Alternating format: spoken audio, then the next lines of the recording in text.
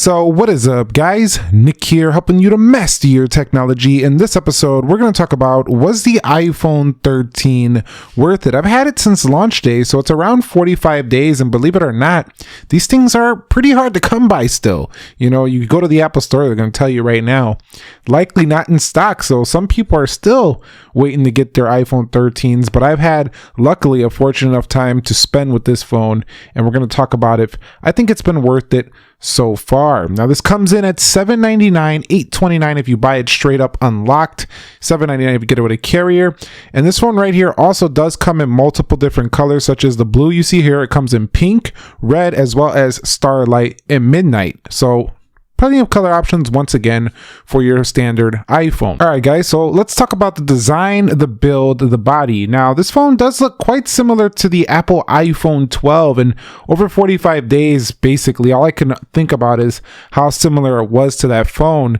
But it also gives itself a new unique look with the diagonal cameras. So you can still tell you're using the 13, but it doesn't feel like a major upgrade unless you're coming from the iPhone 11 or the iPhone 10s that came before it, or the 10 series phones. Those devices, it will feel like a big change from those. You do get the squared body here with the aluminum, and I think it looks very clean around the edges. So I've really enjoyed that, and I think it's been worth it overall in terms of just that premium feel. It still retains that. However, at $799, you know, it doesn't feel like the most premium phone out there. You're gonna have to pay for the pros to get those. It does get a little bit weightier over previous years, so you are going to experience a little bit more weight than you have before. This comes in at 174 grams. It's not much though over the prior edition. In addition, IP68 dust and water resistant, and the ceramic shield, it's felt pretty durable. So I do think it's quite nice, and it does have a lot of different color options. So yeah, it's definitely still worth it. This has been taken off since the iPhone XR, where the Apple offers us colors, a 6.1 inch size. So yeah, it's been pretty much worth it here, but it doesn't feel like a major change again from Apple iPhone 12. Okay, next up is the display quality. Now it stays the same size as before at the 6.1 inches, but the notch did get a little bit smaller here, as you can see up there, definitely a little bit smaller than before. Now, I think it's been worth it for one of these main reasons here. You can see the Canelo fights on tonight, but you can see it gets brighter, 800 nits of brightness here. So this is like the Pro models before, and it's definitely been worth it in this aspect. Now, if you've actually seen the 120 hertz display, you'll notice this scrolls just like prior iPhones. However, prior iPhones weren't really a problem for a lot of people. So I do think this is still an excellent, fantastic, whatever positive word you want to throw at it, display. However, refreshing at 60 hertz, there are Android phones that do have, you know, better refresh panels, but again, you're not getting iOS. And I also really like the aspect ratio at 19:9. You are getting yourself quite a bit of width here. You know, honestly, a lot of phones at this size are quite narrow, so it feels like they're skinny.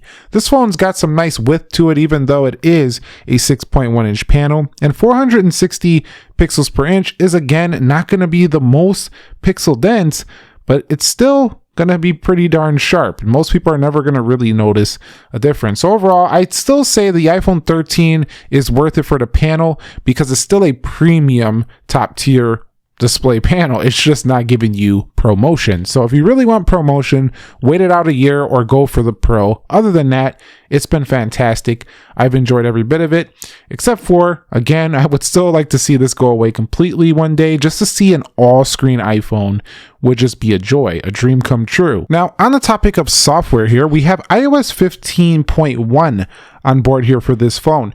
Now, you know, iOS 15.1 has brought some features we were waiting for a little while to iOS 15, but overall, you know, it doesn't really matter which iPhone you're using right now. As long as it's relatively modern, you are going to get the iOS 15 experience. So I really don't think about, was this phone worth it in terms of software, because you know what you're getting here when you get into this. It's going to be the latest and greatest iOS, and that's one of the things you notice about Apple phones these days, is just the sameness factor. It just doesn't matter which model you go with.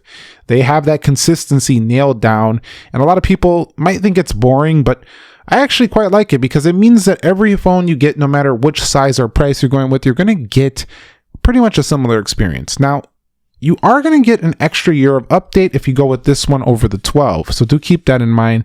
And software, over my days using it, some apps have actually crashed. You know, I don't know if it's the A15. A couple of apps have actually crashed on me, but I just close them, reopen them, and everything's fast and fluid once again. With the Apple GPU in here, one thing I really have to note, I've noticed about the software on this phone is doesn't run hot. It doesn't make this phone run warm or anything. This thing stays cool pretty much all the time, showcasing that A15 Bionics efficiency. And on the topic of performance, you really only notice again that 60 Hertz if you've seen the ProMotion display. Other than that, this thing just rips through basically any app you can throw at it. It can render and edit out video like it's absolutely nothing. I think the only thing that can really improve the overall performance for this guy would be if Apple throws in, you know, yeah, they can go to an A16 or an M1. So if they go to M series chip in here, you'll probably see even better gains. But also, they stuck with 4 gigs of RAM, which is a little bit of a bummer. I wish they would have put 6 gigabytes of RAM in here, just because this phone right here deserves it. At $800, I'd like to see 6 gigabytes of RAM on this one. 4 gigs of RAM has been on these iPhones since the iPhone 11. And one thing I really appreciate about this iPhone 13 is that it did come with 128 gigabytes of storage base. Now, that's up like 64 gigs over the base of last year. And considering it comes in at the same price, that's a much better deal than last year.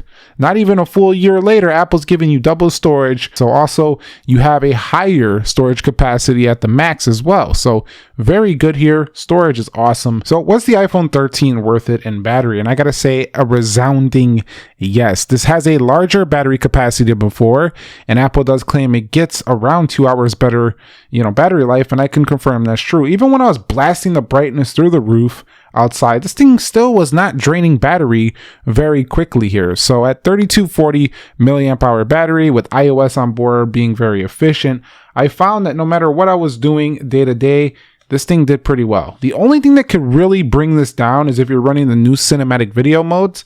If you're doing a lot of video, you could bring it down quickly, as well as gaming, but that's always been true of smartphones. So again, if you're looking for great battery improvements over your standard iPhone of past, iPhone 10, 10s, as well as iPhone 11, I think you'll really like this option right here. It's definitely worth it. So I want to talk about the cameras here for the iPhone 13, and obviously they're better than before. They have larger lenses, and in addition to that, it gives you cinematic video just like the Pro.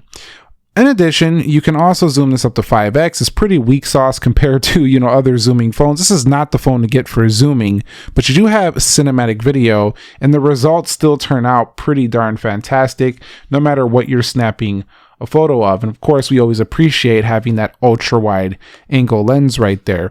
Video is also fantastic on the rear, 4K 60, and it has an improved overall quality when you get your final results. I'm going to show you some samples in a minute. Now, the front facing camera didn't really get upgraded too much here for the iPhone 13, but I gotta say, overall, I'm pretty happy with its overall performance across the board. I think it's definitely worth it if you use camera a lot. If you don't, however, use the camera a ton, this is not going to be something that you got to run out and get right away.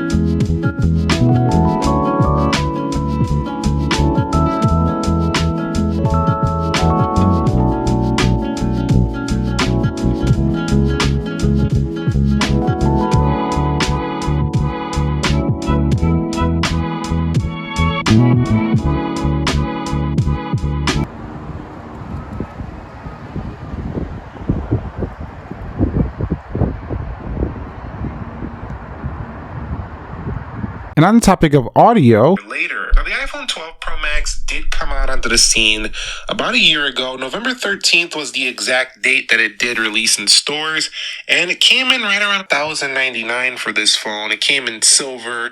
It did come in the space gray color as well as gold for this model, and you also had the Pacific blue if you wanted the And so you can see you have plenty of rich audio. Even at the highest volume, it sounds very clear. So definitely worth it there. And so in final conclusion, was this iPhone 13 worth it? And I would say absolutely. This kind of reminds me a lot of the MacBook Air in the sense of iPhones, in the sense that it's got that balance. It's got that balance of power, price tag, and size, and battery life, and camera.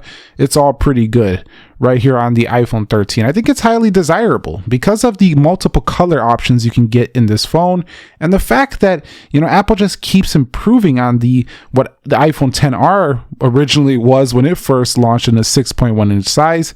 It's better than ever to get an iPhone, especially at this price point.